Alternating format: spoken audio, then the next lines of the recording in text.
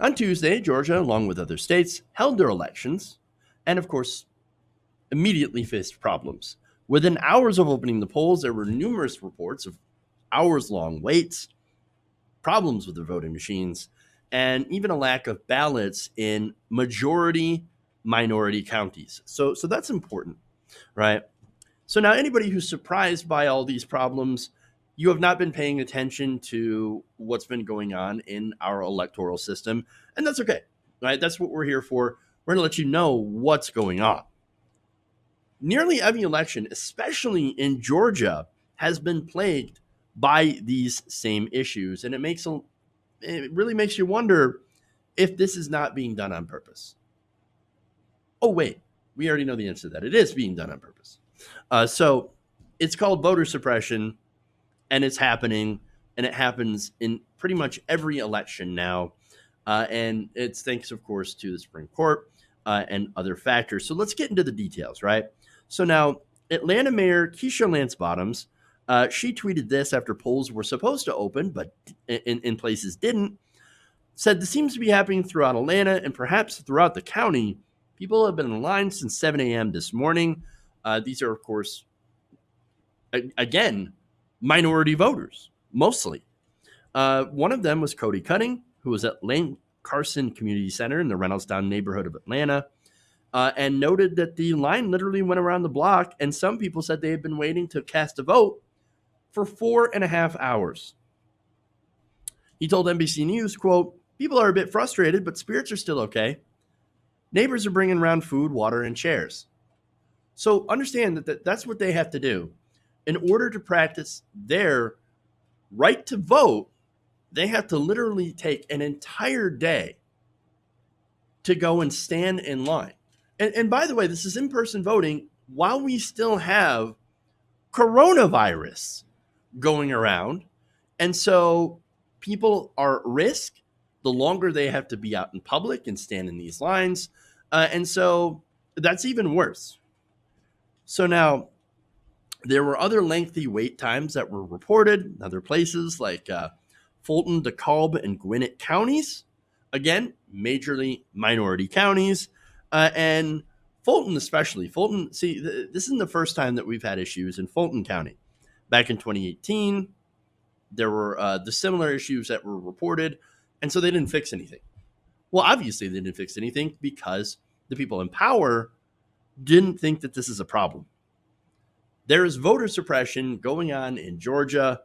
It happened, and of course, it favors, in this case, it favors Republicans. So now, speaking of Republicans, you have Governor Brian Kemp. Now, one of the reasons that you had issues all over the state this time and last time is because you had, at that time in 2018, Governor Kemp being the Secretary of State. Now, he oversaw massive voter suppression, purges, elimination of voting stations in minority areas. And guess what? He ended up obviously winning the governorship while he was also serving as Secretary of State. That should have been illegal. He shouldn't have been able to do that. And yet, nobody stopped him because the people in power benefit from this. He won because he rigged the system. Now, there's another reason, of course, and this goes back to 2015 when the Supreme Court removed Section 5 of the Voting Rights Act. You guys remember that? It was a very big cornerstone of making sure that minority voters are not discriminated against, that they're able to cast their ballots. And what Title 5 did, Section 5 did, is that in areas where there has been massive voter suppression in the past against voters of color and minorities, right, it would allow the federal government to basically have powers to oversee these elections to make sure that they are not doing voter suppression. Well, that's now gone. So you don't have this oversight in a lot of these areas. And so, of course, they're back to their old tricks and, trying to make sure that they disenfranchise minority voters. And so that's why, as Kristen Clark, president and CEO of the Lawyers Committee for Civil Rights under the law, that's, of course, a civil rights group, called this election a, quote, catastrophe. I would say organized chaos.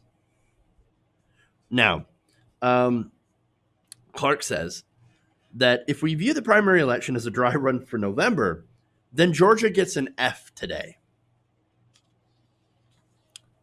She says that that her group has been flooded with calls from voters who encountered barriers from polling sites that are not open on time, malfunctioning equipment, long lines with several hours wait time, insufficient backup paper ballots, and much, much more.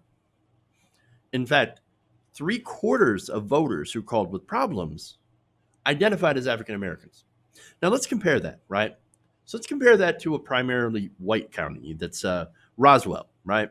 Not Roswell, New Mexico, but Roswell, Georgia. And this is an Atlanta white suburb. Now, in Roswell, one of the voters, Brian Takahashi, voted there. And when he was interviewed by NBC News, he said, "Oh, it went well." And there were problems with the voting systems for approximately 25 minutes. Afterwards, smooth sailing. He estimated that he was in and out the door in about 20 minutes after that problem was resolved. So barely any wait time. Yes, there was a problem with the voting machines because, look, they actually got a bunch of new voting machines, and I'm going to go into detail about those later on. But that small problem fixed, in and out the door, not a problem. No 4.5 hour wait times, not for the white people in Roswell. Because, of course.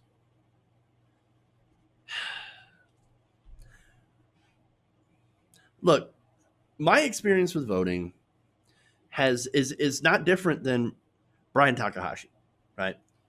My experience with voting differs greatly from somebody who is in a Republican district, or I'm sorry, who's a Democratic voter in a Democratic district, right? Or in a minority district. I've never had any problems. I live in a small white college town. I never have any issues. I'm in and out in 15 minutes. That's it. I mean, you wonder why, right? It's because my town's 86% white. And we're represented by a Republican. That's it. Now there's more. Rob Pitts, chairman of the Fulton County Board of Commissioners, told the Atlanta Journal-Constitution that, quote, everything that could happen or go wrong has gone wrong so far. And, of course, some of the issues that were reported, including fewer poller precincts, new voting machines, and absentee ballot issues, as I mentioned before. Nicholas Roth, 30, said he had been in line at an Atlanta precinct where a woman ahead of him was told that she couldn't vote because she already asked for an absentee ballot. She never received that ballot and was unable to vote. Other people had reported the same issue. And so, look, I mean that's the problem. That's the problem. Adding to the headaches were new voting machines, which some poll workers and voters had struggled with. Voters checked in. Poll workers would give them cards, which they would insert into the touchscreen machines to cast their votes. The machines then would print out a paper ballot, which then you would have to go and insert into a scanner. The new system was put in place, of course, following allegations the system before wasn't secure. And so they ended up replacing those systems with something else that produced a paper record. Problem is, what we should be doing here is just doing hand-counted paper ballots. And that's it. Just do hand-counted paper ballots already.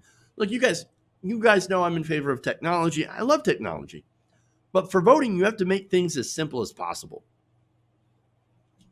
to ensure that everybody's able to cast their ballot and actually have it count. The more complicated you make things, the more things can break. The more problems you're going to have. The more votes could be tampered with. The more trust people lose in voting. And that may be the ultimate goal here, right? Get people, young people, people of color, so distrustful of the system that they decide not to vote. I mean, if they don't think that it's going to count, then why would you vote? I mean, and of course, the result of that is when you don't vote, conservative win. conservatives win, right? Establishment Democrats also win and keep their power, and the companies that make these faulty machines to begin with, they also win. It's a continuation of the Paul Weibert plan to get less people to vote. And that's the problem with voter suppression, but it's also the reason that we have it. And so, unfortunately, that plan is working. That plan is working, and we're getting less and less people to vote, despite people really wanting to. And that is a big problem. Hey guys, hopefully you enjoyed that free video. Now I'm gonna have to ask you a favor.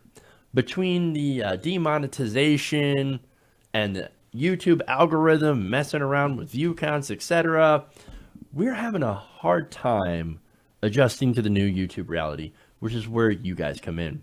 See, we have a Patreon, patreon.com/TYTNation, set up to help us rely on you guys, the viewers, instead of big corporate ads. Look, you know the show. You know I'm not in favor of big corporations anyway. So help us transition away from relying on the ad model to pay the bills and sign up to be a patron, patreon.com/TYTNation. That goes a long way to help us keep the lights on. And you guys will know that you're supporting independent progressive media.